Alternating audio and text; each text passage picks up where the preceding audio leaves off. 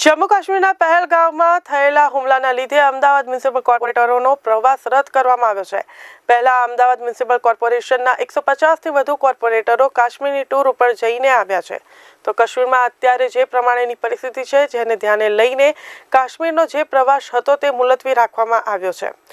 જમ્મુ કાશ્મીરના પહેલગામમાં થયેલા હુમલાને લીધે કોર્પોરેટરનો પ્રવાસ રદ કરવામાં આવ્યો છે। 150 જેટલા કોર્પોરેટરો અગાઉ પ્રવાસ કરી ચૂક્યા છે અને બાકી રહેલા 20 કોર્પોરેટરોને હાલ પ્રવાસ રદ કરવામાં આવ્યો છે। જે ટૂર હતી તે કેન્સલ કરવામાં આવી છે। તો ભાજપના કોર્પોરેટરો શ્રીનગર ખાતે વહીવટીતંત્ર સાથે બેઠક અને ત્યાંની પરિસ્થિતિની માહિતી મેળવવાના હતા। જો કે વહીવટીતંત્ર આખું અત્યારે આતંકી હુમલાની ઘટનાને લઈને વ્યસ્ત હોય, જેને લઈને આ નિર્ણય લેવામાં આવ્યો છે। પહેલગામની અંદર જે આતંકીઓએ હુમલો કર્યો અને પરિણામે 27 જેટલા નિર્દોષ લોકોના જીવ ગયા, આ એક દુઃખદ ઘટના છે।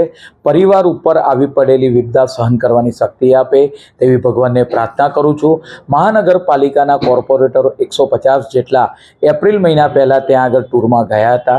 આવનાર સમયગાળા દરમિયાન આવતીકાલે જવાના હતા એ તમામ કોર્પોરેટરની જે ટૂર છે એ હાલ કેન્સલ કરવામાં આવી છે।